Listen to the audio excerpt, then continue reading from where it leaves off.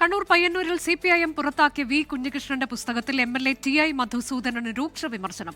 V Kunhikrishnan അടഞ്ഞ അധ്യായമെന്ന് CPIM സംസ്ഥാന secretary M V Govindan പ്രതികരിച്ചു. ഇതിനിടെ തിരുവനന്തപുരം വഞ്ചിയൂരിലെ രക്തസാക്ഷി വിഷ്ണുവിന്റെ സഹോദരൻ വിനോദും ബന്ധുക്കളും സിപിഐഎം വിട്ട് കോൺഗ്രസിൽ ചേർന്നു.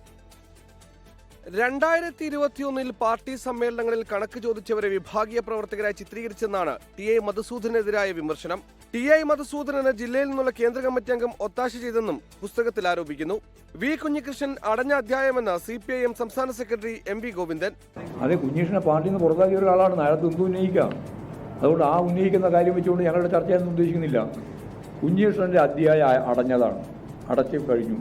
ഇതിനിടെ തിരുവനന്തപുരം വഞ്ചൂർ രക്തസാക്ഷി വിഷ്ണുവിന്റെ കുടുംബം സിപിഐഎം വിട്ട് കോൺഗ്രസിൽ ചേർന്നു. രക്തസാക്ഷി ഫണ്ട് വെട്ടിപ്പ് നടത്തിയതിൽ ആരോപണ വിധേയനായ മുൻ ലോക്കൽ സെക്രട്ടറിയെ CITU ജില്ലാ സെക്രട്ടറി ആക്കിയതിൽ പ്രതിഷേധിച്ചാണ് വിഷ്ണുവിന്റെ സഹോദരൻ വിനോദും ബന്ധുക്കളും സിപിഐഎം വിട്ടത്.